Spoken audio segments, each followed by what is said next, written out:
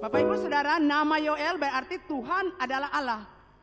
Nah, Allah memanggil Yoel untuk melayaninya pada zaman pemerintahan Raja Yoas. Yoel sering menggunakan kata Sion untuk Yerusalem. Nah, istilah Sion ditujukan bagi kota Daud, tapi selain itu juga dipergunakan untuk menyebut penduduk Yerusalem. Jadi kalau orang penduduk Yerusalem ada di Babylon, mereka bicara Sion, itu bicara Yerusalem. Yoel melayani di tengah kemerosotan dan kemunduran rohani bangsa Israel. Karena bangsa Israel saat itu firman Allah pasal 1 ayat 5 berkata bahwa bangsa ini di dalam kemabukan. Jadi bukan sekarang saja orang mabuk, tapi dulu juga orang mabuk. Kemudian mereka hidup dalam imoralitas yang mengecewakan Tuhan. Perzinahan, percabulan, kenajisan. Kemudian mereka hidup dalam kefasikan karena mementingkan hedonisme dan mengabaikan Tuhan. Bapak Ibu Saudara, hedonisme itu adalah ajaran atau pandangan bahwa kesenangan atau kenikmatan merupakan tujuan hidup. Jadi mereka tidak perlu cari Tuhan. Yang mereka kejar adalah kenikmatan, yang mereka kejar adalah harta kekayaan, supaya mereka menikmatinya. Jadi tujuan hidup mereka senang, tujuan hidup mereka untuk menikmati kekayaan dunia. Itulah sebabnya mereka tidak peduli dengan Tuhan.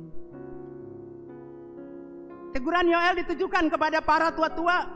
Yoel berkata kepada para tua-tua Yehuda pasal 1 ayat 2 berkata, dengarlah ini hai para tua-tua, pasanglah telinga hai seluruh penduduk negeri. Pernahkah terjadi seperti ini dalam zamanmu atau zaman nenek moyangmu? Saudara lihat. Jadi para tua-tua di sini bukan berbicara tentang orang-orang yang sudah usia tua. Para tua-tua di sini berbicara tentang orang-orang rohani. Bukan orang usia tua, karena orang usia tua tidak benar rohani. Tapi rohani di sini ada orang-orang yang rohani dalam Tuhan. Orang-orang yang punya cara berpikirnya itu seperti pada Tuhan. Tapi saudara lihat, pada zaman Yoel ini, imam-imam hidup tidak benar. Rakyat Yehuda juga sama, hidup dalam kemabukan tadi. Kemudian para imam sama. Para imam dianggap tidak melakukan tanggung jawab atas pemeliharaan kehidupan rohani orang Yehuda. Imam-imam tidak mengantarkan bangsa itu untuk lebih dekat kepada Allah. Sebaliknya mereka justru mementingkan kehidupan duniawi. Jadi imam pada masa itu tidak mau tahu umat itu mau hancur, mau mabuk, mau berzina, tidak peduli. Yang penting saya sudah sampaikan firman Tuhan, tidak peduli dengan dia, mau hidup atau mati, bukan urusan saya. Urusan saya sampaikan firman. Itu pada zaman itu. Yoel menegaskan bahwa bencana belalang yang menyerang Yehuda adalah hukuman dari Allah atas kejahatan mereka. Saudara, bencana kena mereka, saudara. Dan Yoel katakan, jangan persalahkan Tuhan atas persoalan itu. Karena kamu itu jahat di mata Tuhan, maka Tuhan mengirimkan belalang untuk menyerang engkau. Saudara, kalau kita hidup berdosa, Tuhan selalu mengirim belalang. Tuhan selalu mengirim persoalan untuk menyadarkan kita. Jadi kalau saudara dalam persoalan masalah, tidak perlu salahkan orang lain, tidak perlu kambingkan hitam orang lain, tidak perlu. Saudara koreksi diri saudara, apa saya benar di hadapan Tuhan. Yoel berkata kepada mereka, hukuman itu membuat mereka akan mengalami gagal panen dan kelaparan. Itulah sebabnya Yoel menyerukan agar mereka kembali ke jalan Tuhan dan mereka menyembah Allah yang hidup. Setiap kita hidup berdosa, kekeringan datang dalam hidup kita, kemiskinan kejar kita, penyakit kejar kita. Jadi saudara yang kekasih dalam Tuhan, hari ini juga Yoel katakan buat kita semua, untuk kita kembali kepada jalan Tuhan. Kita sudah keluar dari Tuhan, kita kembali ke jalan Tuhan. Yoel terus menerus mengingatkan mereka agar bertobat. Kalau tidak bertobat, Allah bermaksud untuk mendatangkan malapetaka yang lebih besar lagi, berupa penyerbuan bangsa asing dan pembuangan mereka ke negeri yang jauh. Jadi Yoel bilang, kalau kamu tidak bertobat, dengan hukuman yang Allah jatuhkan, hukuman lain akan menanti Anda. Saya mau bilang, kalau Anda hidup berdosa, bertobat. Kalau Anda terus hidup berdosa lagi, hukuman lain akan datang. Bencana belalang pengerip, belalang pelompat, belalang pelahap sangat memukul secara ekonomi sehingga mereka kehabisan bahan makanan. Dan Yehuda enggan bertobat, bahkan mengeraskan hati terhadap Allah. Semua bilang, kalau Anda sudah buat dosa jangan keras hati. Kemarin tadi malam saya berdoa dengan seseorang anak, orang semua kok dia lagi pesta dan Tuhan, kok dia berdiri seperti patung. Saya tahu dia mati rohani. Sudah saya bicara buat dia, jangan keraskan hati. Ketika saudara keraskan hati, aliran Roh Kudus tidak akan turun. Karena engkau bangun tembok untuk Tuhan tidak jamah engkau. Saya bilang buka hatimu dan aku jujur sama Tuhan. Tidak perlu kau bersembunyi. Dan saya peluk dia dan dia menangis. Dan saya lepaskan dia dari segala hal yang Tuhan bilang untuk saya harus lepaskan dia. Saudara tidak perlu bangun tembok di hati saudara untuk Tuhan. Saudara keras hati, tegar tengkuk, tidak ada urapan Tuhan yang turun. Karena Anda sudah bangun tembok. Tidak boleh orang korek saya, tidak boleh Tuhan korek saya. Ini kesenangan saya. Yoel prihatin karena Yoel prihatin karena bangsa itu terus menerus berbuat dosa. Semua bilang jemaat dari hidup Ambon, kalau Anda itu berbuat dosa, gembalamu, hamba-hamba Tuhan yang ada di gereja prihatin loh. Karena kami bertanggung jawab di hadapan Tuhan Allah yang punya engkau. Ini saya punya staf, setelah kepergian suami saya mereka tidak bisa bicara. Tapi saya bicara buat mereka dengar. Kamu itu hamba Tuhan. Kamu punya pekerjaan lebih mulia dari semua pekerjaan di muka bumi ini. Kamu berdiri tegak sebagai hamba-hamba Tuhan yang punya otoritas. Kamu berhenti kompromi dosa, berhenti hidup bohong, berdiri dalam kekuatan Tuhan, berdiri dalam kebenaran. Katakan kau tuh hamba Tuhan, tunjukkan. Harus berani bicara kalau orang berdosa, harus berani tegur dia. Bapak sudah selesai, kita lanjutkan itu. Jadi jemaat dari hidup Ambon yang ada di sini maupun di rumah, saya mau katakan, kalau engkau itu menderita, itu masalah buat kami. Itu masalah buat saya, itu masalah buat hamba Tuhan ini. Saya tahu kalau mereka berbicara, Anda akan hantam mereka. Saya tahu ketika mereka berbicara, Anda akan lawan mereka. Tapi saya mau bilang, Tuhan lawan Anda. Engkau tutup lilin untuk ibadah tidak masuk di dalam rumah. Saya mau bilang, Tuhan berperkara dengan Anda yang ada di rumah. Supranatural sementara terjadi di gereja ini. Dan saya harap Anda tidak main-main. Anda belajar menghormati pemimpin Anda. Anda belajar menghormati hamba-hamba Tuhan di gereja. Kalau Anda berkata hamba Tuhan senang, hamba Tuhan tidak kerja di gereja, saya mau bilang Anda bertobat. Anda tidak tahu pekerjaan kami. Anda tidak tahu apa yang kami lakukan. Kalau selama ini suami saya diam, maka Tuhan sudah buka mulut saya untuk berbicara kebenaran. Suami saya punya hati baja, saudara. Dia tidak tahu ambil pusing. Sekalipun hatinya mengasihi saudara. Jadi kalau menangis, saya mau bilang stop sudah. Entah hidup kamu yang berubah toh, entah mati baru menangis. Mau menangis apa? Dan saya bilang buat mereka bangkit, bergerak ikut saya, masuk supranatural supaya hal-hal besar terjadi. Bangkit sebagai hamba Tuhan. Saya sudah bilang siap untuk khotbah di mana-mana. Tuhan lagi siapkan kamu pergi supaya orang tahu gereja ini. Banyak orang anggap remeh kita. Nah, Bapak Ibu Saudara yang dikasihi Tuhan, Allah Israel adalah Allah yang setia. Tidak selamanya Ia murka kepada saudara dan saya sebagai umatnya. Ia menunjukkan kasih-Nya kepada orang-orang yang bersedia bertobat dengan sepenuh hati. Jadi kalau Anda bertobat dengan sepenuh hati, Allah mengasihi saudara. Jangan Anda keras hati Anda, Tuhan tidak akan berurusan dengan Anda. Supranatural tidak akan pernah menghampiri Anda. Anda muka hati, ya Tuhan saya berdosa, Tuhan saya bersalah. Jangan Anda sudah buat dosa, Anda tegar tengkuk dan Anda sombong. Mari kita lihat Yoel 2 ayat 23 sampai 27. Apa terjadi kalau orang itu bertobat dan berbalik kepada Tuhan? Hai Bani Sion, hai jemaat dari hidup Ambon, bersorak-soraklah dan bersukacitalah karena Tuhan Allahmu. Sebab telah diberikannya kepadamu hujan pada awal musim dengan adilnya. Dan diturunkannya kepadamu hujan-hujan pada awal dan hujan pada akhir musim. Seperti dulu. Tempat-tempat pengerikan menjadi penuh dengan gandum. Dan tempat pemerasan kelimpahan anggur dan minyak. Aku akan memulihkan kepadamu tahun-tahun. Yang hasilnya dimakan habis oleh belalang pindahan. Belalang pelompat, belalang pelahap. Dan belalang pengerip. Tentaraku yang besar akan kukirim ke antara kamu. Maka kamu akan makan banyak-banyak dan menjadi kenyang. Dan kamu akan memuji-muji nama Tuhan Allahmu. Saudara tahu bangsa ini menderita karena belalang-belalang menghabiskan ladang mereka. Tapi Tuhan hadir ketika mereka mau berubah. Tuhan bilang suara melalui Yoel, hai Bani Sion. Sebelahan tolong bilang worship leader singa menyanyi lagu ini. Cari itu lagu. Dan puji Tuhan, terima kasih.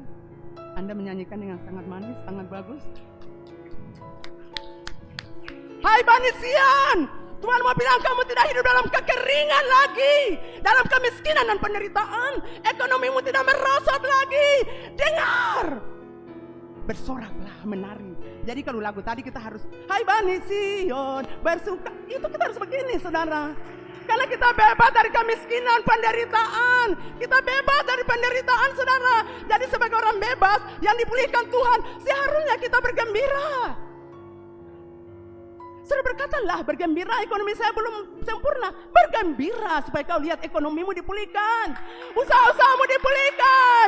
Karena itu janji Tuhan. Bergembira kalau Anda belum dapat pekerjaan. Katakan, hai Bani Sion, bergembira, bersorak. Karena Tuhan akan menurunkan bukan saja hujan awal, tapi hujan akhir secara bersama-sama. Ternyata hujan akhir itu hujan yang lebat, lebih daripada hujan awal. Jadi ketika Anda berbalik kepada Tuhan dan Anda dipulihkan, semua yang hilang padamu akan dikembalikan. Anda tidak bisa diberkati jika Anda tidak bertobat. Mungkin sebagai anak Anda tidak memperlakukan orang tua Anda dengan benar. Sebagai pelayan Anda tidak melayani Tuhan dengan sepenuh hati. Sebagai jemaat Anda tidak melakukan tanggung jawab Anda dengan baik dan benar. Jadi Anda perlu bertobat. Saudara lihat, Musa disuruh membawa umat Israel ke tempat susu dan madu. Tapi sebelum mereka masuk ke sana, Tuhan mengubah hidup mereka. Tuhan memproses mereka di padang gurun. Tuhan ubah dong karakter. Tuhan ubah dong kelakuan. Kalau Tuhan yang ubah, nanti di rumah-rumah mewah, dan jadi kepala-kepala, dan tepuk dada per Tuhan. Karena beta kerja keras. Saya mau bilang, ketika Anda berhasil di gereja ini, satu karena Tuhan. Yang kedua, ini hamba-hamba Tuhan yang berdoa per saudara. Kami tidak minta saudara penguangan harta. Tidak. Kami juga punya harta ada. Tapi kami mau Anda berbalik kepada Tuhan. Anda mencari Tuhan. Anda mengasihi Tuhan. Tuhan harus mengubah mereka di padang gurun. Tuhan harus memproses mereka di padang gurun. Tapi karena mereka berkeras hati, tegar tengkuk, mereka semua mati di padang gurun. Karena mereka menolak untuk berubah. Saya mau bilang, Anda jangan menolak untuk berubah. Kalau kau ditegur oleh pemimpin Homselmu, bersedia. Kalau engkau dengar khotbah di sini dan engkau merasa ada di situ, jangan engkau ganggu orang lain. Jangan engkau kamiri orang lain. Dan berkata itu khotbah untuk Ose. Itu untuk hantam Ose di lewat mimbar itu. Kamu bilang jamaah hidup Amon, tidak ada orang hantam saudara. Tuhan hantam saudara. Tidak ada orang hantam-hantam orang di mimbar ini. Mungkin mimbar orang lain boleh, di sini tidak. Di sini kita tetap tanya Tuhan, apa Tuhan? Kalau Anda ada di situ rendah hati bertobat. Bilang itu beta, doakan beta dulu. Jangan Anda mulai cari orang lain. Tadi untuk bilang beta, tadi untuk bilang Ose. Itu tidak benar, saudara. Saya ulang lagi, jangan Anda jadi rubah-rubah untuk hancurkan gereja. Anda akan hancur. Gereja ini tidak, karena gereja ini punya Tuhan. Anda mau lihat apa yang terjadi di gereja ini? Setelah suami saya pergi, saya mau bilang supranatural Allah terjadi. Mujizat penuaian besar-besar akan terjadi. Anda akan menyaksikannya.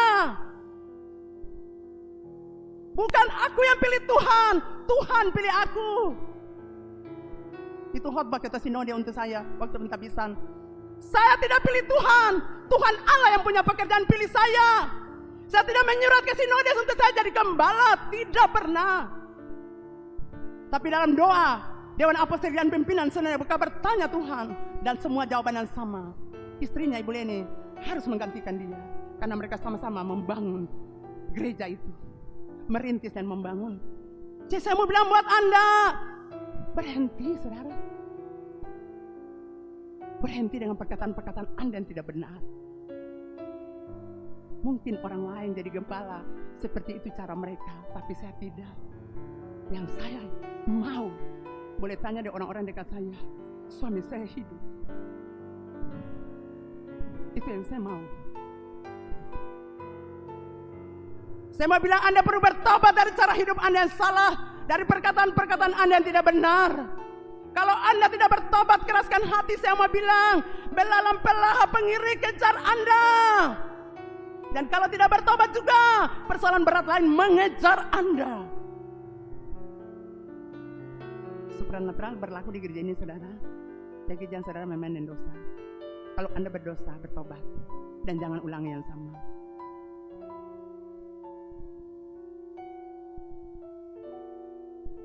Saudara, orang harus mengubah hatinya terlebih dulu. Orang harus bertobat dulu. Baru Tuhan memberkati saudara. Saudara harus bertobat dulu. Saudara harus berubah dulu. Baru berkat kejar saudara. Sebagaimana Bapak Gembala kita berkata, berubahlah. Sampai kapan Anda berubah? Karena perubahan itu butuh proses. Kalau Anda sudah 40-50 tahun, Anda bilang tunggu, kasihan sekali, SK datang Anda tidak tahu. Kalau sekarang dengan firman Tuhan, berubahlah, bertobatlah. Kalau Anda bertobat, dengar, Tuhan akan memberkati Anda. Tuhan akan mengembalikan apa yang hilang dari hidupmu. Allah selalu bekerja sesuai sistemnya. Dan segala sesuatu dimulai dari hati. Saudara kira Allah sama saudara kerja seperti apa? Tidak. Allah bekerja sesuai dengan sistemnya. Dan itu dimulai dari hati saudara. Kalau hati saudara apa, Anda perlu bertobat. Saudara, Yoel pasal 2 ayat 23 berkata tadi, kita ulangi lagi. Hai Bani Sion, bersorak-soraklah dan bersukacitalah karena Tuhan Allahmu. Sebab telah diberikannya kepadamu hujan pada awal musim dengan adilnya, dan diturunkannya kepada kamu hujan-hujan pada awal dan hujan pada akhir musim seperti dulu. Saudara, apa itu hujan awal? Hujan awal adalah hujan yang turun pada musim menabur. Tujuannya untuk membongkar tanah atau menggembur-gembur ke tanah sebagai persiapan untuk menanam. Jadi kalau belum tanam itu hujan turun dulu. Supaya tanah yang keras tadi digemburkan. Tanah-tanah itu dibongkar, digembur-gemburkan. Lalu baru tanam itu pohon-pohon mereka atau anggur atau gandum. Ini penting supaya benih bisa tumbuh. Di bawah pengaruh hujan yang menyuburkan itu, kecambah atau tumbuhan muda yang baru saja berkembang akan tumbuh. Maka perlu hujan awal. Hujan awal itu tidak lebat. Dia bukan hujan badai, tidak. Tujuannya cuma satu, bongkar-bongkar tanah, gembur-gembur supaya orang bisa tanam. Nah, apa itu hujan akhir? Hujan akhir datang sebelum panen. Hujan ini berkontribusi pada pematangan tanaman. Hujan akhir selalu erat hubungannya dengan panen yang dalam bahasa rohani disebut penuaian. Dan hujan akhir itu lebih besar daripada hujan awal. Harus hujan besar supaya matangkan tanaman itu. Nah, Bapak Ibu Saudara dikasih Tuhan, dalam Alkitab, hujan menjadi simbol pencurahan Roh Kudus. Roh Kudus dikirim oleh Allah sebagai demonstrasi kepeduliannya akan kehidupan. Allah menggambarkan pemulihan umatnya di masa depan dengan menggunakan bahasa hujan untuk menggambarkan pekerjaan Roh Kudus. Mari kita lihat Yesaya 44 ayat 3. Sebab aku akan mencurahkan air ke atas tanah yang haus dan hujan lebat ke atas tempat yang kering. Aku akan mencurahkan rohku ke atas keturunanmu dan berkatmu ke atas anak cucumu. Amin. Setelah menggunakan kedatangan hujan awal dan hujan akhir, Tuhan berbicara kepada Yoel. Kita lihat lagi Yoel 2 ayat 28-29. Demikian bunyi firman Tuhan. Kemudian daripada itu akan terjadi bahwa aku akan mencurahkan rohku ke atas semua manusia, ke atas semua. Maka anak-anakmu laki-laki dan perempuan akan bernubuat. Amin. Orang-orangmu yang tua akan mendapat mimpi. Amin. Teruna-terunamu akan mendapat penglihatan. Amin. Hujan akhir ini terjadi. Setelah menggunakan kedatangan hujan awal dan hujan akhir, Tuhan berbicara tadi. Hujan akhir ini akan terjadi di akhir zaman menurut nubuat Nabi Yoel. Kita lihat kisah 2 ayat 17-18. Akan terjadi pada hari-hari terakhir, demikianlah firman Tuhan, bahwa aku akan mencurahkan rohku ke atas semua manusia. Maka anak-anakmu laki dan perempuan akan bernubuat dan seterusnya. Bapak Ibu Saudara yang kekasih dalam Tuhan, bahkan dalam penglihatan Daniel, kita lihat Daniel 7 ayat 2. Berkatalah Daniel, demikian pada malam hari aku mendapat penglihatan, tampak keempat angin dari langit mengguncangkan laut besar. Saudara lihat,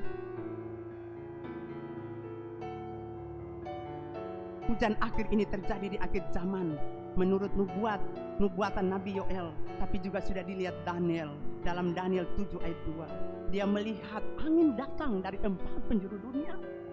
Saudara, penglihatan itu Daniel lihat dari penjuru dunia, 4 penjuru mata angin itu datang.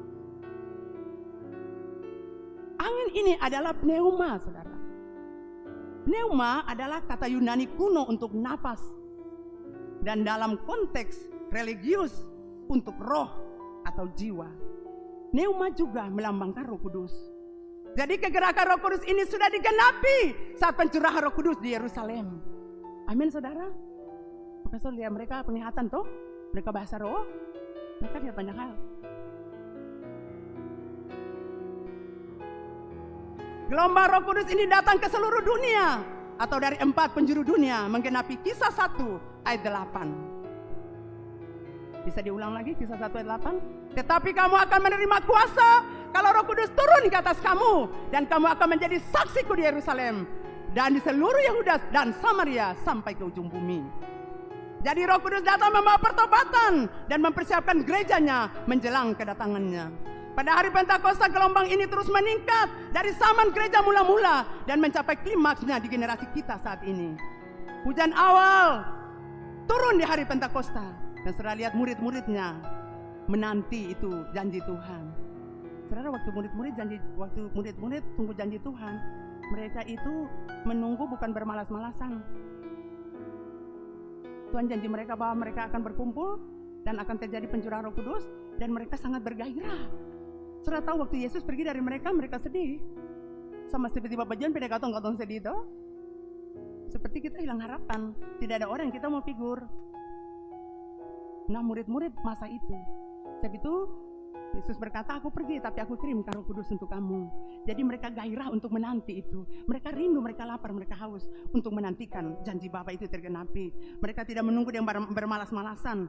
Mereka selalu ada di bait Allah. Firman Allah berkata, mereka selalu ada di bait Allah. Mereka memuji Allah, mereka menyembah Allah.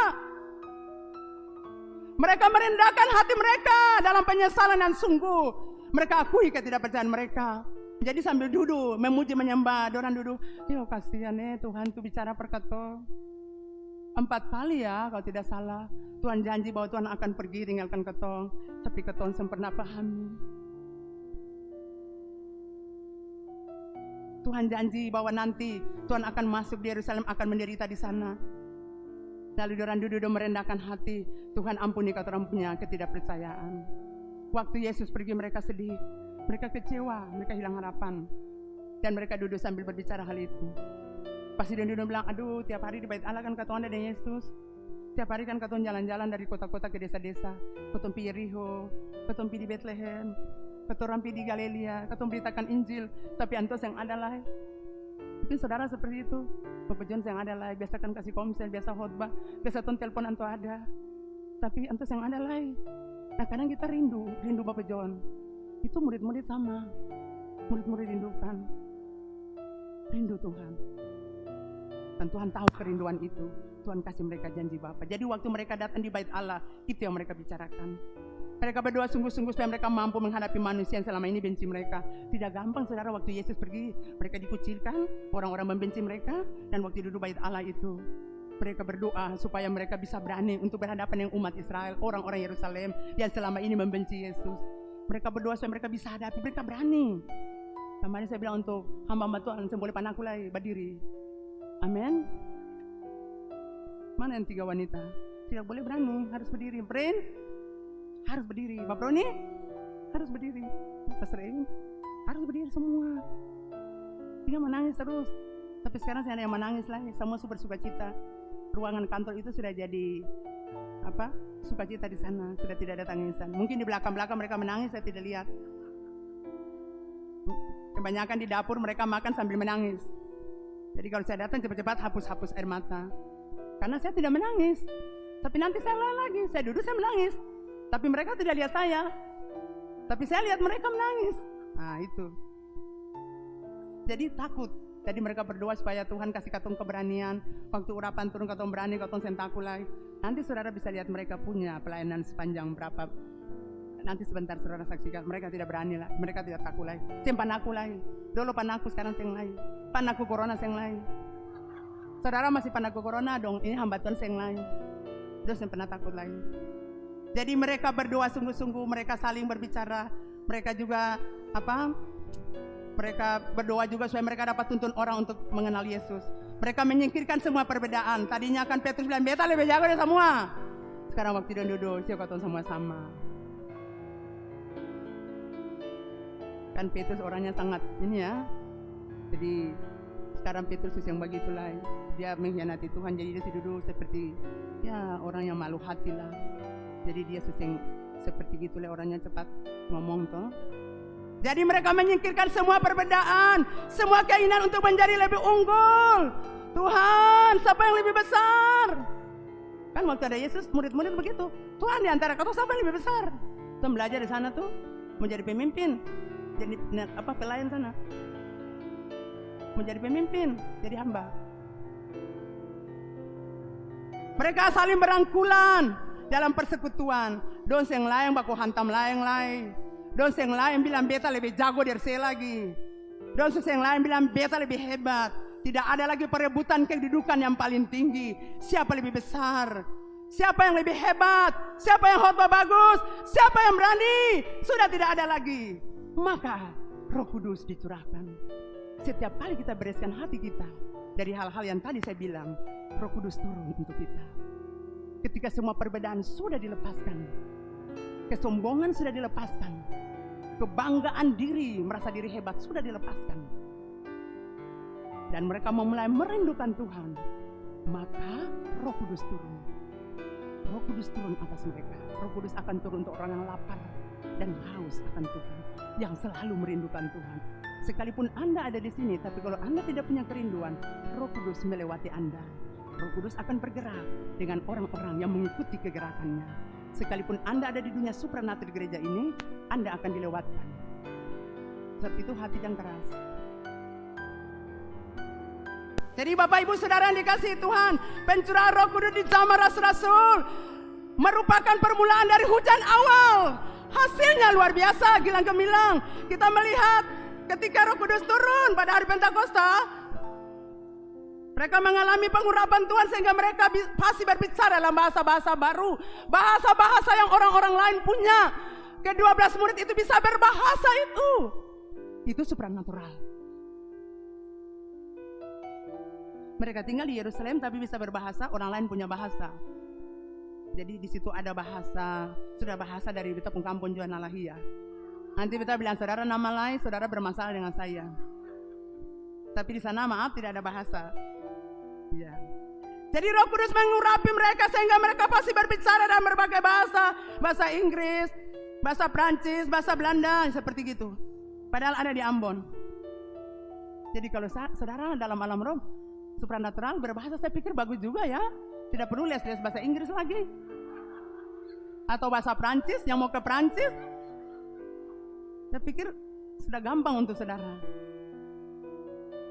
Kemudian Petrus berani berkhotbah di hadapan ribuan orang. Saudara tadi lihat Petrus mengapa? Sembunyi, bukan, bisa kenal dia, antua. Tuhan bangkit pergi, kembali lagi ke laut, bawa lagi teman-teman pergi ke laut. Tapi sekarang dia berani berdiri berkhotbah di hadapan beribu orang yang ada di Yerusalem. Sentakulai, waktu Roh Kudus turun, Anda jadi pemberani. Ribuan orang bertobat, akui kesalahan mereka dari dosa-dosa yang mereka lakukan. Firman Allah berkata ribuan orang bertobat dalam satu hari. Hati mereka menggebu-gebu untuk penginjilan. Nah kalau anak-anak punya hati menggebu untuk penginjilan, itu Roh Kudus lagi bermanifestasi dalam hidupnya. Jadi yang orang tua bilang, saya mau pergi mana? Di mana? Di Belanda. Saya uang mana? Saya misionari di Eropa, mereka saya uang mana? Jangan mimpi. Bapak-bapak yang mimpi. Ini anak-anaknya tidak mimpi. Anak-anak ini itu nyata. Mereka akan pergi.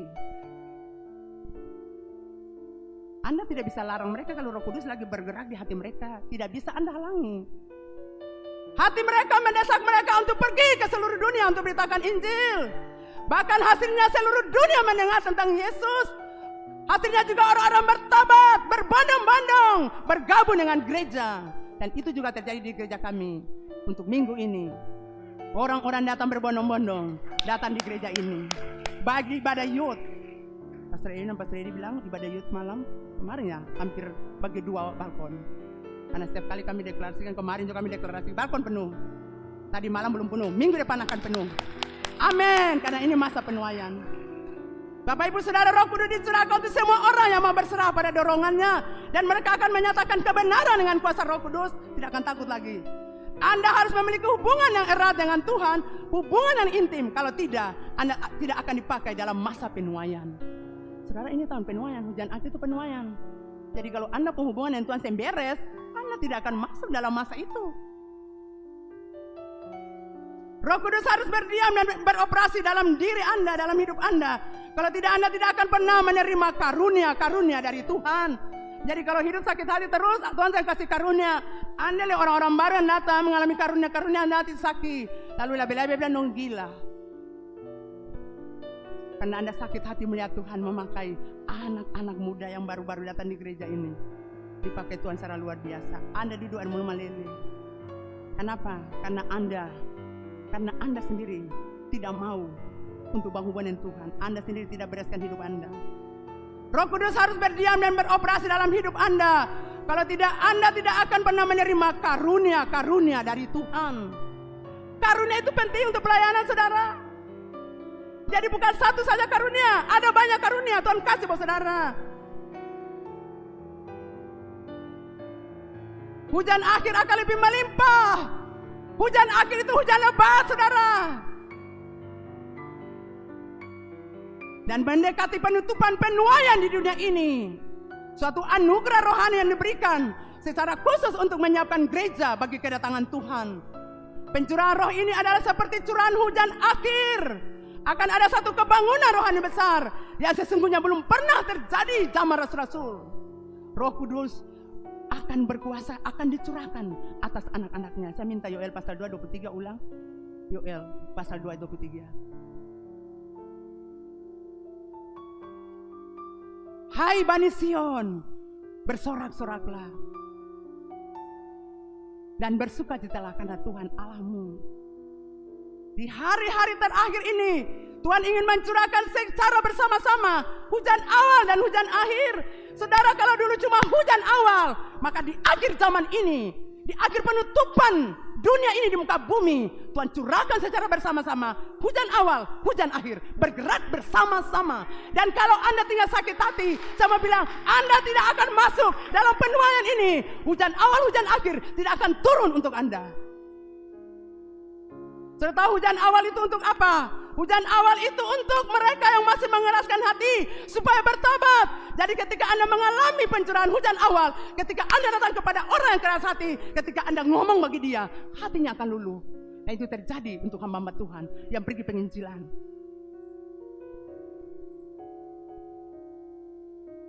Sudah diberkati? Sedangkan hujan akhir itu untuk menumbuhkan setiap orang percaya supaya kokoh. Jadi ketika orang itu keras hati, Anda diurapi, Anda datang, orang itu akan menerima Yesus bertobat. Dan Anda akan berdoa dengan dia, dan dia akan kuat, dan dia akan berdiri, dan dia akan melayani Tuhan.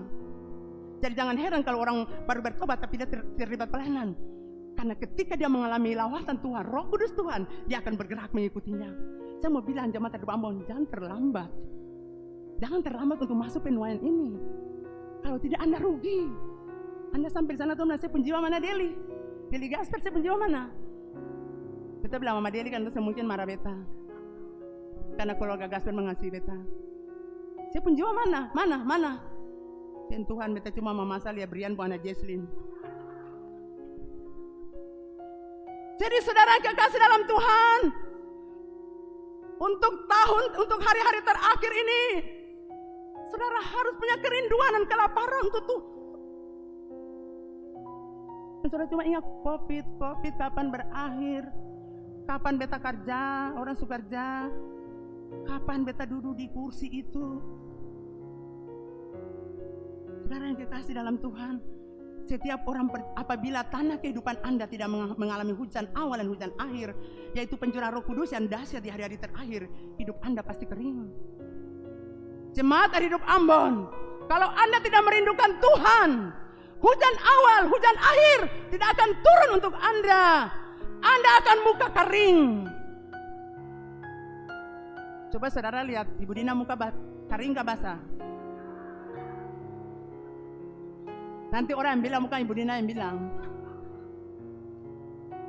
Ya, orang kalau mengalami pencurahan Roh Kudus itu dia gairah, dia semangat, dia antusias, dia mau berjalan saja, dia mau beritakan Injil, dia mau berdoa, dia sudah tidak malu lagi, dia berjalan sana sini tidak peduli dengan dirinya, karena dia dituntun oleh Roh Kudus untuk membimbing orang-orang mengenal Tuhan. Dan itu yang hamba-hamba Tuhan Gekarya Hidup Ambon sekarang melaksanakannya dengan saya. Dan itu yang Bapak bilang, pelayanan, dimensi pelayanan yang baru, itu pelayanan supranatural. Jadi kalau Anda tidak tahu supranatural, Anda boleh bicara dengan saya sebentar. Dan Anda didenda mau ini pimpin orang menyesat. Tak tahu diam-diam, lihat-lihat apa sih? Nanti kalau Anda sesat lihat, Anda yang akan mau pindah dari gereja nilai. Anda tetap akan mau berdoa terus menyembah. Saya percaya anak-anak saya juga alami. Setiap Sabtu alami keseng. Eten, alami seng. Bagus. Olin, Yen, alami toh. Terlalu dia tadi menyanyi hujan awal, hujan akhir.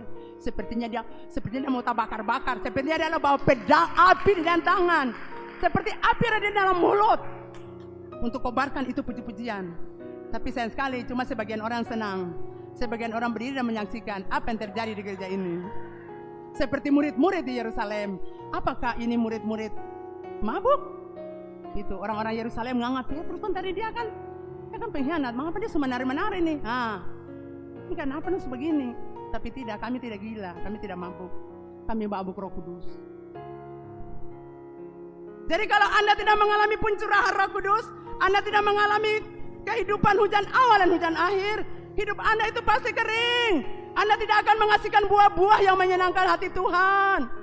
Anda tidak jadi berkat bagi banyak orang. Sebaliknya yang Anda hasilkan hanyalah semak duri dan rumput duri. Ibrani 6 ayat 8. Tetapi jikalau tanah itu menghasilkan semak duri dan rumput duri, tidakkah ia berguna dan sudah dekat pada kutuk yang berakhir dengan pembakaran?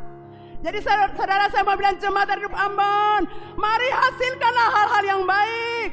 Jangan saudara hasilkan semak duri dan rumput duri.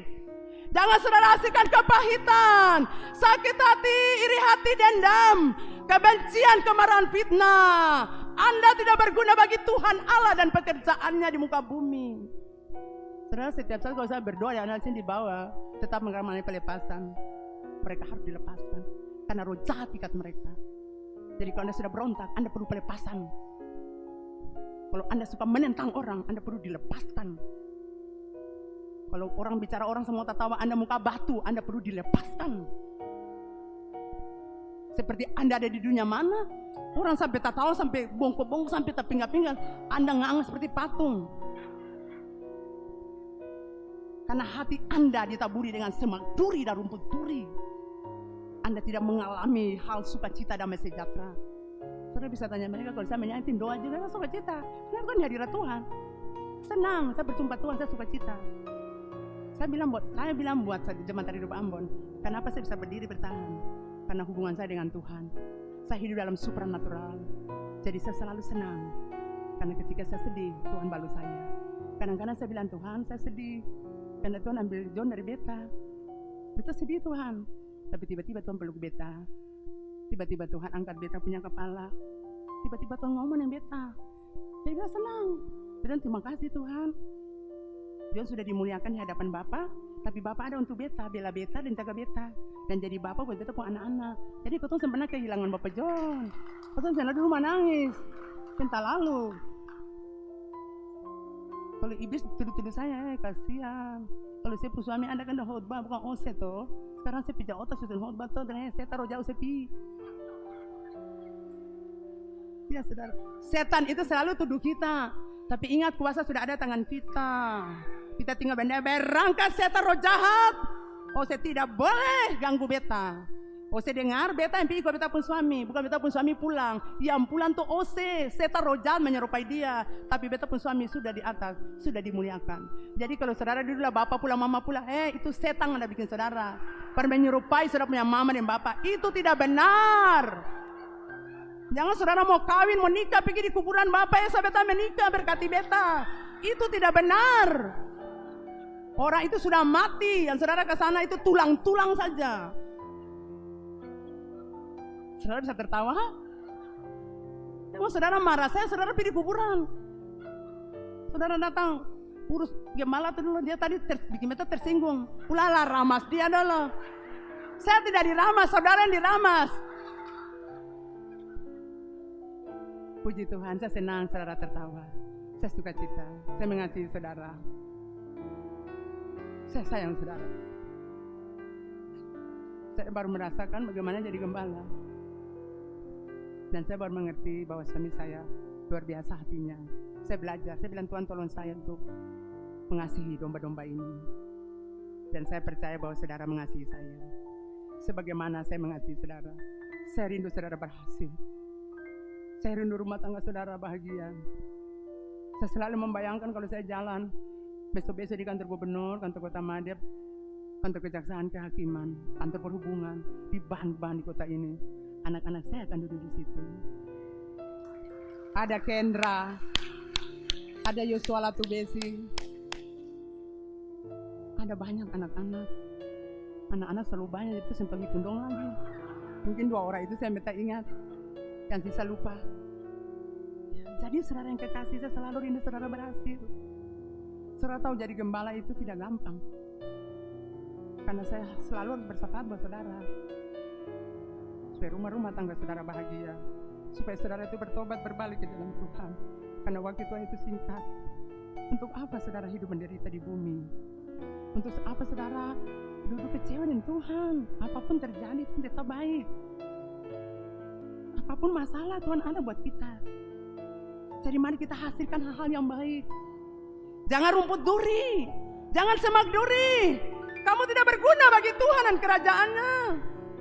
Kamu harus hasilkan hal-hal yang baik buat Tuhan. Hal-hal yang berguna bagi kerajaan Tuhan. Bapak ibu saudara yang dikasihi Tuhan. Tuhan ingin mencurahkan hujan awal dan hujan akhir secara bersama-sama. Karena Tuhan ingin mengadakan percepatan. Mengingat waktunya sudah singkat. Saudara, ini waktu Tuhan sudah singkat. Jadi Tuhan buat masa percepatan. Dan kita masuk dalam masa percepatan. Makanya hujan awal, hujan akhir dicurahkan buat kita. Untuk kita bergerak. Untuk kita bergerak. Kita ke sini, kita ke sana. Doakan orang, panggil mereka. Kasih kuat mereka. Beritakan Injil. Ajak mereka ke gereja. Itu karena hujan awal dan hujan akhir sudah tercurah untuk Anda bersama-sama. Kalau dulu hanya cuma hujan awal, tapi sekarang 2 hujan itu sudah tercurah. Dan itu sudah tercurah di GKRI Hidup Ambon. Untuk hamba-hamba Tuhan GKRI Air Hidup Ambon. Mereka sekarang bergerak. Karena hujan awal dan hujan akhir, hujan lebat itu sudah dicurahkan bagi mereka. Dan saya mau katakan, kalau Anda tidak bergerak dengan kami, Anda ketinggalan. Anda tidak masuk dalam masa percepatan Tuhan untuk menuai jiwa-jiwa. Waktu ini sudah singkat saudara. Jangan saudara pikir tua dulu baru beritakan Injil. Ini waktunya. Jangan saudara pikir hamba-hamba Tuhan punya tugas. Tidak. Kita semua yang sudah diselamatkan. Kita sudah mengenal Tuhan. Kita sudah merasakan kasih Tuhan. Kita harus bicara dengan orang. Saudara tahu di mana saya pergi kita bicara Tuhan pada orang. Oh saya masih suka beta kan beta bilang. Beta bajang dapat apa saja. Kalau beta lihat orang merokok sana nyong. Rokok itu tidak baik bagi kesehatan. Saya punya uang kalau habis belanja rokok, saya ada uang makasih bini, saya pukul bini. Lalu cerai. Yang kedua, Tuhan bilang saya pun tubuh itu baik Allah. Jangan saya rusak akang. Iya ibu. Yang benar kita sudah bilang baru saya. Nah sekali-sekali pergi ke gereja Tagalaya pun samping tuh. Lalu saudara saya bilang itu. Nah Bapak Ibu Saudara yang kekasih dalam Tuhan, Tuhan ingin mencurahkan itu secara bersama-sama karena mengingat masa percepatan. Dan masa percepatan inilah yang harus kita ikuti bersama. Kita harus seirama dengan percepatan Tuhan sehingga kita tidak ketinggalan. Ini artinya kita akan mengalami percepatan. Percepatan untuk menuai apa yang kita tabur. Betul saudara? Sekarang semua instan toh. Mau makan sayur tidak perlu lama-lama tanam. Kayak Bapak Tuban berapa bulan sudah makan. Nah, cepat sih? Cepat toh? Kalau kau mau masak mie, lama sekali. Tapi sekarang tinggal apa? Buka dispenser saja kita taruh itu pop mie atau apa jadi. Kita dulu masak air lama. Tapi sekarang ada dispenser, kita tinggal seperti itu. Semua ini cepat, instan. Karena kita sudah masuk dalam masa percepatan Tuhan. Jadi kalau saudara Bapak Ibu terlambat, saya mau bilang sangat disayangkan. Karena saudara tidak masuk dalam rencana agung Tuhan yang besar. Membawa jiwa bagi Tuhan. Saudara tahu di mana-mana sekarang orang jalan beritakan Injil. Banyak orang-orang misionari ke daerah kita beritakan Injil, doakan. Banyak pendua-pendua sepat jalan keliling dunia, bahkan datang ke tempat kita juga di Maluku. Mereka berdoa buat kita. Sementara orang Maluku ada tidur, ada mabuk di jalan-jalan. Orang-orang Maluku Ambon tidur mabuk di jalan-jalan, baku pukul sana, pesta sana sini. Berselingkuh sana sini. Bini 3 bini lagi. Sudah pun bini selingkuh lagi. Ya, lalu orang-orang lain datang berdoa buat kita. Itu kan aneh, kita harus berdiri untuk berdoa buat kota kita, buat bangsa kita, dan juga bangsa-bangsa lain. Dan saudara egois, harus berdoa juga untuk orang lain. Saudara seperti Ishak, jadi kita masih dalam masa percepatan, kita akan menuai apa yang kita tabur. Kalau saudara sudah tabur doa di gereja ini waktunya saudara menuai. Kalau saudara sudah tabur berkat di sini, ini waktunya saudara akan menuai dalam kelimpahan. Seperti Ishak yang menuai 100 kali lipat pada tahun yang sama. Dan ini menunjukkan bahwa terjadi mujizat supranatural. Saudara bayangkan Ishak menabur di tanah yang retak-retak. Dan firman Allah berkata tahun itu juga dia menuai. Dan itu mujizat supranatural. Ketika Anda masih dalam masa percepatan, hal-hal supranatural akan terjadi. Jadi logika Anda, pikiran natural Anda harus dimatikan. Supaya iman yang bekerja. Sehingga Anda lihat hal-hal luar biasa di alam Tuhan. Amin saudara. Saudara tidak bergairah? Katakan di sampingmu, beta bergairah. Beta mau beritakan Injil. Para orang yang suka beta. Yang ada suara tuh. Beritakan juga para orang yang senang saja. Nanti yang senang-senang itu hamba-hamba Tuhan lah yang didong. Mujizat supranatural terjadi. Saudara, gereja ini berdiri karena doa-doa yang dinaikkan. Ada banyak doa yang dinaikkan di tempat ini. Dulu ada doa-doa orang-orang berkumpul banyak berdoa. Sehingga kita lihat jiwa-jiwa datang. Kemudian beriring waktu, doa itu berputar lagi. Dulu kita doa di pantai-pantai. Di mana lagi gunung-gunung ya Kakaila, mana Kakaila Renyan. Kita doa di pantai, Mbak Perein, Wamin. Keton doa di mana pantai-pantai di gunung-gunung. Saudara pantai di mana? Bukan pantai di dekat-dekat, pantai Latu Halat. Keton berdoa di situ. Pulang tengah-tengah malam. Keton berdoa untuk kota ini. Tim doa berdoa. Tapi saudara, seiring waktu kita tidak akan bergerak lagi dengan yang ini. Kita akan terus bergerak mengikuti kegerakan Roh Kudus. Kita tidak akan stuck di situ, atau kita akan stop di situ, atau kita akan terhenti. Tidak, ada cara baru yang Roh Kudus berikan lagi. Kalau dulu doa-doa semalam, sekarang tidak. Kita sudah bergerak dalam dimensi yang baru. Kita lihat sebelum Bapak Gembala meninggal, mereka berdoa berkeliling kota ini, bahkan juga di luar kota, Alang, Liliboy, Hatu, segala macam. Itu tempat-tempat doa mereka, bahkan dalam keliling kota. Setiap hari Jumat itu mereka punya doa. Dan juga kami Desawer, kami berdoa juga di jalan-jalan di kota ini. Saya ingat kita nih Batu Gantung tuh jam 3 ya. Nah Ibu Dina punya lorong-lorong ke atas tuh, sampai di Siwang, sampai mau turun di Eri, tapi kita balik lagi. Kita bersafaat bagi tempat itu. Kita balik lagi, kita jalan dari gereja jalan sampai di Batu Meja, Batu Gajah, Batu Meja, bere-bere, kayu 3. Apalagi Turu Yabo, kaki setang, balik naik ke atas lagi. Di Kopertis, makanya Mama Nona, Bapak Heng ada di situ juga. Karena itu setumpang tanggung di tempat-tempat itu. Naik di Katapan, turun lagi belakang Soya, sampai di Moleng. Pastor An naik mobil, mungkin dia sudah lapar atau memang mengapa. Kita jalan terus. Sampai di belakang Soya Lapangan Merdeka, balik ke kota ini. Itu perjalanan panjang waktu kami berdoa bersama dengan jalan kaki. Tapi masa itu sudah tidak ada lagi. Sekarang kita sudah berdoa di gereja.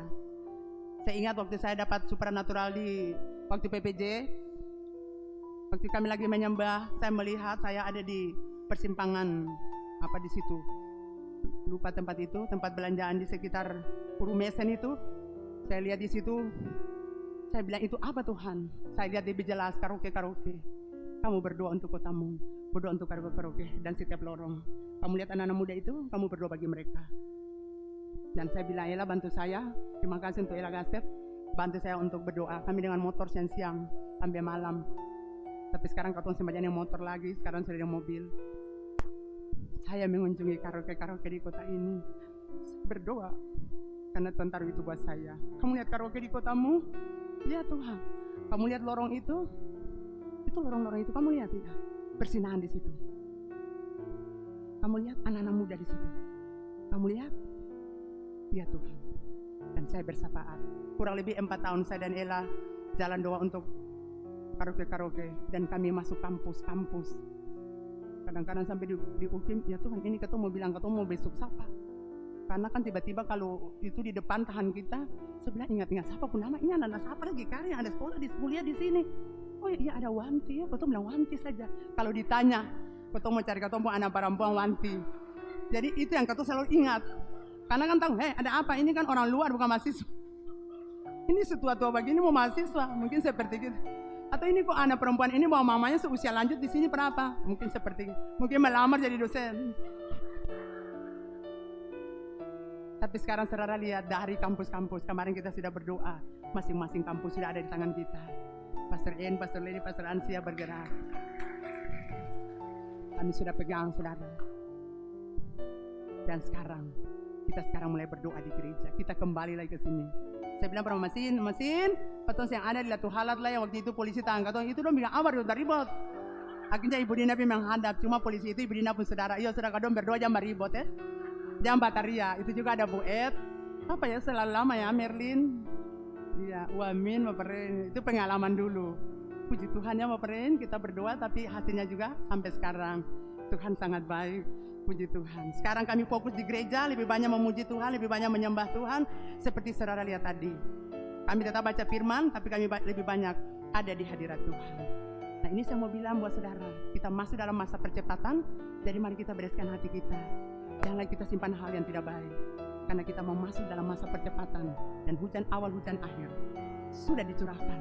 Kalau saudara terima, saudara akan masuk dan melihat mujizat supernatural terjadi dalam hidup saudara, pelayanan saudara, pekerjaan saudara, bisnis saudara, rumah tangga saudara. Dan ini mungkin video yang saya mau tampilkan buat Bapak Ibu saudara. Shalom Bapak Ibu. Ya, saya mau bersaksi di mana Tuhan begitu dahsyat dalam kehidupan saya secara pribadi.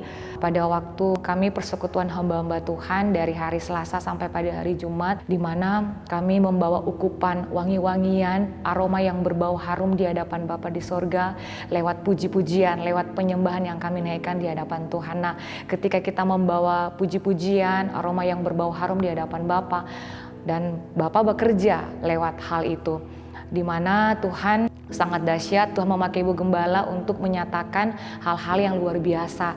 Dan waktu persekutuan pagi, kami hamba-hamba Tuhan masing-masing pribadi dikasih nubuatan, dan saya percaya itu dari Tuhan, dan kami berjalan sesuai dengan nubuatan itu. Dan Bapak Ibu, waktu sampai ke saya pada minggu kemarin itu, beliau menubuatkan kepada saya di mana kamu akan pergi menemui anak-anak muda yang ada di lapangan Merdeka.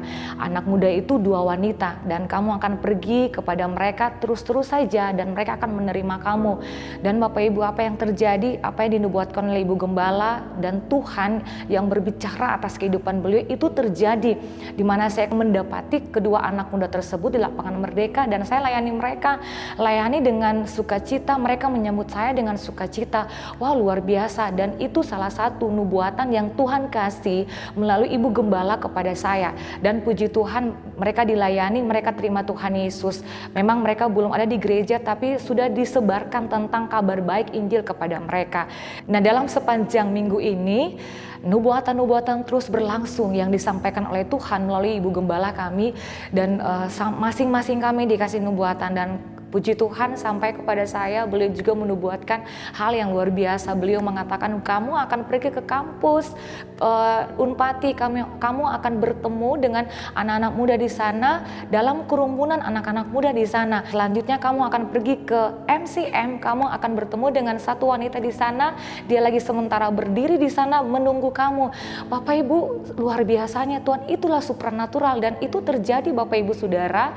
Saya pergi ke kampus Poka dan saya ketemu orang-orang yang ada di Unpati dan betul saya lagi sementara melayani 2 anak muda di sana dengan kerumunan anak-anak muda yang ada di sana.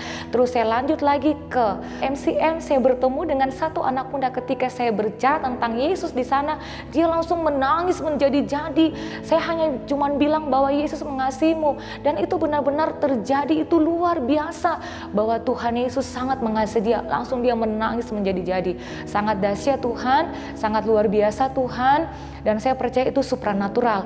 Dan terus berlangsung tadi Bapak Ibu Saudara, saya pergi ke RSU dan memang dinubuatkan kamu akan pergi ke RSU, kamu akan bertemu dengan satu suster di sana, kamu akan bersaksi tentang Yesus kepada dia, dan itu betul terjadi. Saya ke sana, bayangkan saya ketemu pas dengan satu suster yang ada di sana dan saya ngomong apa yang disampaikan Ibu Gembala. Tuhan yang berbicara atas kehidupan beliau, saya sampaikan kepada beliau tentang Yesus dan saya menyatakan Tuhan kepada atas kehidupan beliau, bahkan juga beliau menerima Yesus sebagai Tuhan dan Juru Selamat. Itulah supranatural, dan saya percaya ketika kita terus mengalami kuasa supranatural, yang tidak mungkin itu menjadi mungkin. Terus kita bergerak dan saya percaya sampai hari ini kita terus bergerak dengan supranatural dan hal-hal yang ajaib, hal-hal yang spektakuler itu terus Tuhan kerjakan atas kehidupan kita, memulai kita dari hamba-hamba Tuhan sampai turun kepada jemaat. Terima kasih, itu saja kesaksian saya. Luar biasa, Tuhan Yesus memberkati. Haleluya. Salam. Puji Tuhan, beberapa hari yang lalu, tanggal 11 November 2020, kami hamba-hamba Tuhan berdoa di kantor gereja bersama Ibu Gembala.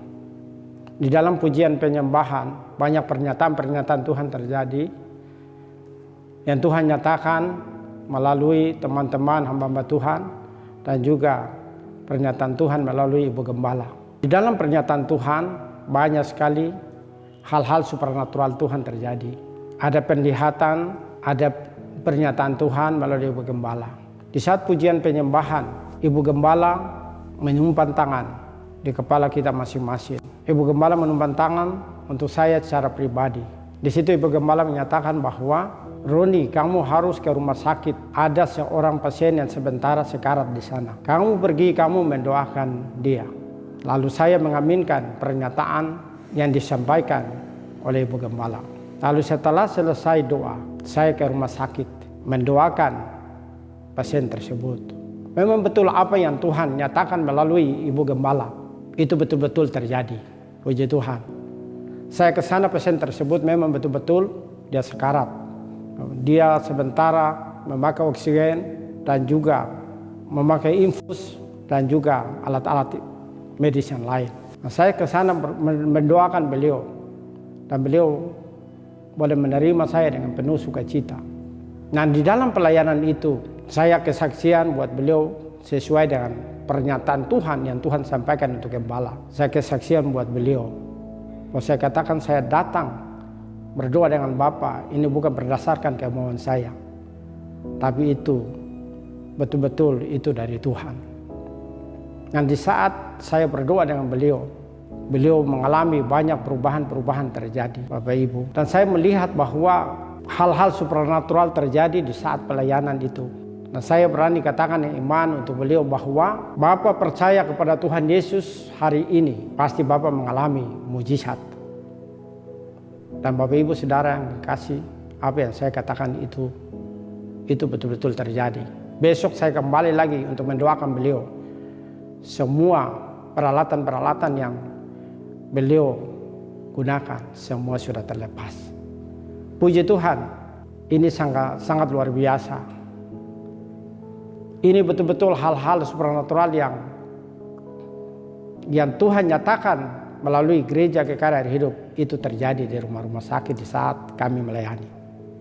Puji Tuhan, saya melihat bahwa di saat pelayanan banyak sekali orang-orang yang ada di samping beliau antusias untuk mengambil keputusan untuk terima Yesus sebagai Tuhan dan Juru Selamat pribadi, terutama beliau.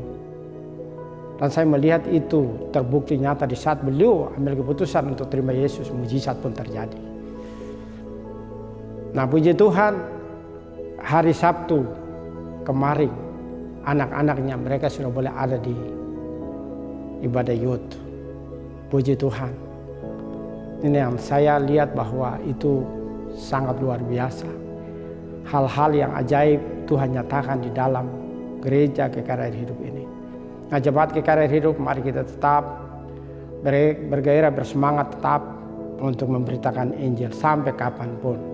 Kita tetap melayani, mendoakan orang-orang di mana kita dikerahkan Tuhan untuk melayani. Mari kita tetap melayani.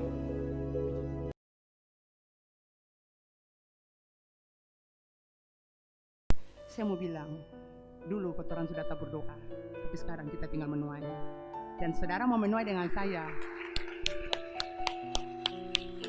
Dulu kita cari siapa yang sakit, tapi berdoa aja ke gereja. Sekarang tidak, kita jalan. Bapak Roni punya jiwa itu sudah datang. Anak-anak juga sudah diikut, Pastor Lady juga, Pastor An juga. Pastor Lady punya anak-anak juga sudah dibawa ke sini ikut youth. Mungkin Anda juga di gereja ini. Saya mau bilang itu supernatural. Jadi kalau Anda masa bodoh, malas-malas, saya mau bilang Anda ketinggalan. Ini waktu bukan malas. Ini bukan waktu untuk saudara nilai siapa, tidak perlu. Ini waktu bergerak. Ini waktu bergerak untuk membawa jiwa buat Tuhan karena waktu sudah singkat. Ini masa percepatan. Ya, saya percaya itu kesaksian menolong kita semua. Siapa yang mau bilang pergi di kampus Unpati ada kerumunan banyak orang, tapi hanya 2 orang saja, nggak harus kamu bicara. Dan dia pergi terjadi seperti demikian. Apakah saudara pikir rasul-rasul dulu melayani lalu supernatural terjadi itu hanya dulu? Tidak. Sekarang pun lebih. Firman Tuhan bilang hujan akhir lebih besar, lebih hebat daripada hujan awal. Dan saat ini dua-dua itu dicurahkan. Bapak Ibu Saudara, Tuhan mau mencurahkan rohnya secara terus menerus ke atas kita, kata semua orang. Sebab itu memiliki hati yang lapar haus akan Tuhan. Saudara harus berjumpa dengan Tuhan. Saudara mengalami apa yang Tuhan janjikan. Saudara harus merindukan berjumpa Tuhan supaya mendapatkan apa yang Tuhan janjikan. Sehingga dengan demikian hidupmu berguna bagi Tuhan dan kerajaan. Rindukan lawatan Tuhan. Dan semua yang percaya katakan amin.